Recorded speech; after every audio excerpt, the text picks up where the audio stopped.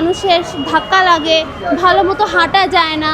প্রথমত এই যে এইগুলো সিঁড়ির সামনে তাদের যদি কোনো এক্সট্রা জায়গা করে দেওয়া হয় তখন ওনারা একটা ওনাদের মানে কাজ করার একটা সুবিধা পাবে। মানে অনেকটা কষ্টকর, এটা অনেকটা কষ্টকর এবং বিব্রতিকর। আমি এটা রাজধানীর ব্যস্ততম ফার্মগেট। প্রতিদিন হাজারো মানুষ নিরাপদে সড়ক পার হতে ভরসা করেন এই আইকনিক ফুট ওভারব্রিজের উপর।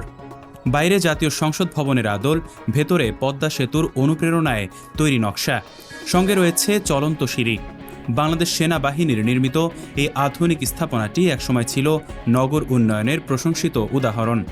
কিন্তু এখন সেই ওভারব্রিজের বড় একটি অংশ দখলে নিয়েছেন হকাররা। সরেজমিনে দেখা গেছে ফুট ওভারব্রিজের দুই পাশ জুড়ে বিভিন্ন পণ্যের দোকান বসানো হয়েছে। ফলে পথচারীদের চলাচলের জায়গা অনেকটাই সংকুচিত হয়ে পড়েছে। ব্যস্ত সময়ে মানুষের ভিড়ে স্বাভাবিকভাবে হাঁটাই কঠিন হয়ে যায়। অনেককে ধাক্কাধাক্কি করে পার হতে হচ্ছে। এই ধরনের একটা ফুট ওভার ব্রিজের উপরে এভাবে দুই পাশে যদি হকার বসে থাকে, তা সেখানে আপনার যে আমার এবং মা বোনেরা, মেয়ে ছেলেরা যাতায়াত করতে খুবই কষ্টকর হচ্ছে। যেখানে আপনার দেখা যাচ্ছে যে দুই পাশে হকার বসে কমপক্ষে 6 ফিট 6 ফিট 12 ফিট জায়গা আটকে দিচ্ছে।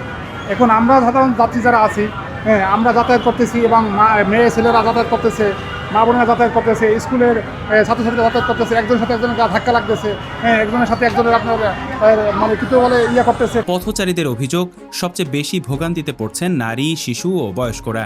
নিরাপদ ও স্বস্তিদায়ক পারাপারের জন্য নির্মিত এই ওভারব্রিজ এখন অনেকের কাছেই অস্বস্তির কারণ হয়ে দাঁড়িয়েছে। ফুট ওভারব্রিজ এখানে প্রায় আমাদের হলিক্রস কলেজের পাশে ছেলেদের সায়েন্স কলেজ আছে, এখান দিয়ে চলাচল অনেক অসুবিধা হয়। প্রথমত আমরা মেয়েরা এখানে যে যখন হাঁটি তখন অনেক যাতায়াতি এবং অনেক রকমের মানুষের ধাক্কা লাগে, ভালো মতো হাঁটা যায় না।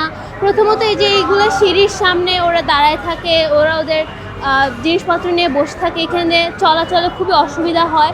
এখান দিয়ে দেখা যায় এখানে এসকেলেটরের সামনে এই যে দেখতে পাচ্ছেন সিম কার্ডের নিয়ে বসে আছে, এখান দিয়ে এসকেলেটরও চালু হয় না, এখান দিয়ে সিঁড়ি দিয়ে উঠাও যায় না, খুবই চলাচলে অসুবিধা ফেস করি।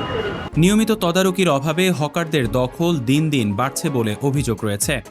এতে শুধু চলাচলই ব্যাহত হচ্ছে না, জরুরি পরিস্থিতিতে দ্রুত পারাপার করাও কঠিন হয়ে পড়ছে।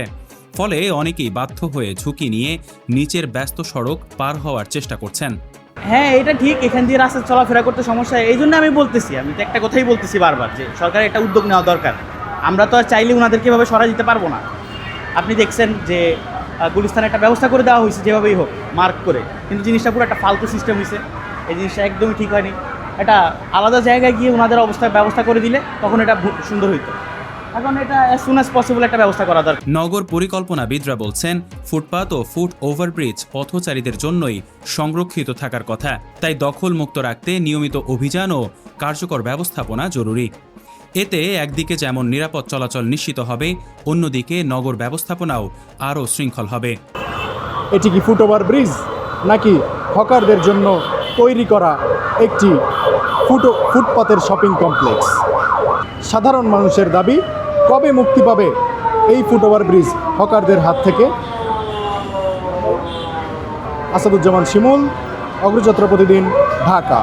পথচারীদের প্রত্যাশা, দৃষ্টিনন্দন এই স্থাপনাটি শুধু সৌন্দর্যের প্রতীক নয়, ব্যবহারেও যেন হয়ে ওঠে নিরাপদ ও স্বস্তিদায়ক।